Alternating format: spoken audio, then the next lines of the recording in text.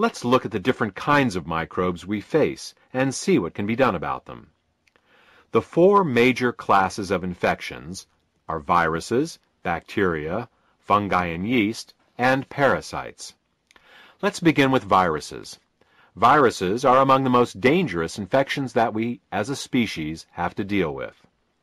Unlike other microbes that are typically spread by vermin or insects, viruses can spread directly from human to human through a sneeze or a cough.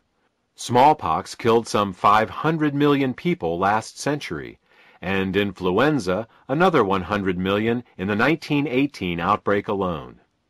Now, with overpopulated cities where people are in close proximity, and given the ease of international travel, a single major viral pandemic would be much worse. According to the Centers for Disease Control, if another major influenza pandemic were to occur today, estimates are for 1 billion dead. While researchers work furiously to develop antiviral drugs, a truly effective broad-spectrum antiviral medication still eludes them. But we don't need to look to the apocalyptic to see the effects of viruses. Viruses are vastly underestimated as a cause of chronic disease today. It's not just the millions who currently suffer from viral infections, such as hepatitis C, AIDS, and herpes that are affected, but the average man and woman on the street. Everyone, without exception, is infected with the Epstein-Barr, cytomegalovirus, and herpes viruses. Most people are strong enough to keep these viruses from being much more than a low-grade nuisance, but they slowly eat away at our vitality, taking advantage of us when we are tired or under the weather. They are among the many opportunistic infections that wait for us to let our guard down.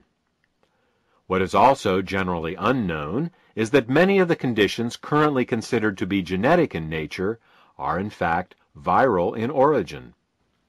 How does this mix-up happen?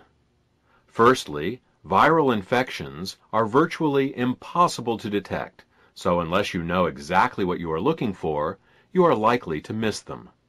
Secondly, viral infections also have the ability to cause genetic mutations in our DNA.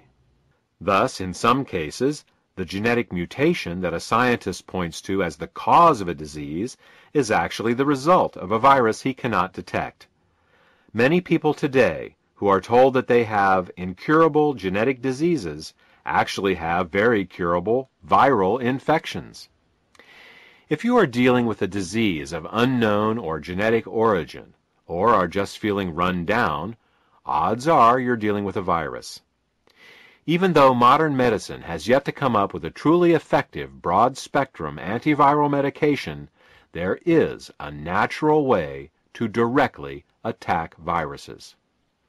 First, you need to understand a little bit about how viruses work. Unlike all other life forms, viruses are unable to reproduce on their own. Viruses reproduce by commandeering the machinery of our own cells, turning them into virus-making machines.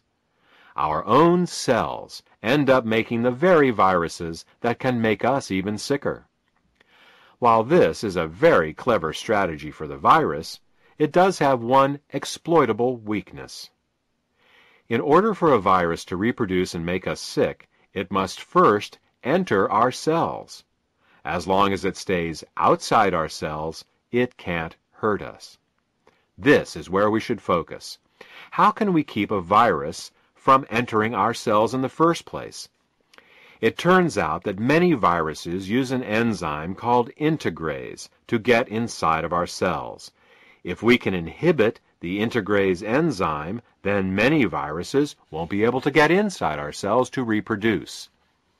Now, back to our friend the raspberry. Ellagic acid, a compound made from raspberries, does just what we are looking for in our fight against viruses. Ellagic acid is an integrase inhibitor.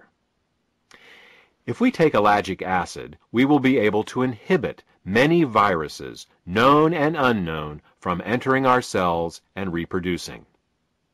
Now let's turn our attention to bacteria. The antibiotic revolution made once feared diseases like tuberculosis, staph, and strep manageable and often curable. Well, at least they used to be. Massive overuse of antibiotics in hospitals and in livestock management has given rise to the superbug. The superbug is antibiotic resistant and very aggressive. The very bacteria we once thought we had beaten are now making a comeback and threatening to wreak havoc around the globe. Right now, 2 billion people in the world, or roughly a third of the world's population, have tuberculosis, and antibiotic-resistant staph and strep run unchecked through our hospitals, often infecting and sometimes killing patients who come in for routine operations. This is understandable. Bacteria reproduce so quickly and mutate so easily that developing resistance to any particular antibiotic drug was only ever just a matter of time. What we need is a way to stop all bacteria, not just one type or another. Moreover, we need to find a way to stop bacteria at a level that they cannot mutate around. The deepest level of any life form is its DNA. Is there a way to affect bacterial DNA without harming ourselves? It turns out that there is. Bacteria, like most life forms, coil their DNA molecule into a very tight ball. This coiling is required to fit the sometimes 10-foot-long DNA strand into a tiny bacterial cell. That's right, DNA can be up to 10 feet long, and it has to fit in a cell 30 million times smaller than its length. Now, what would happen if we were able to uncoil that DNA strand? What if we could pull on it like the loose string on a knitted sweater? You guessed it, the whole coil would unravel. When the DNA is coiled up, the information is accessible, but in an uncoiled state, the DNA would be unreadable.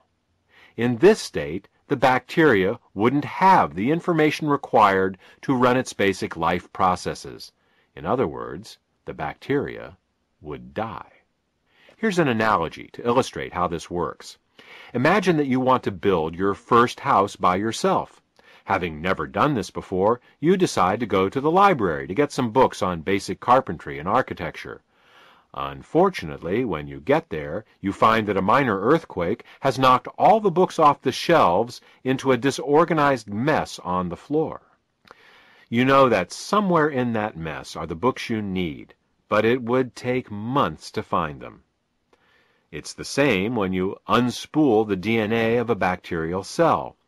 The information, in this case the DNA, is still there, but it is inaccessible, and the bacteria dies, unable to get the instruction on how to maintain its basic life processes.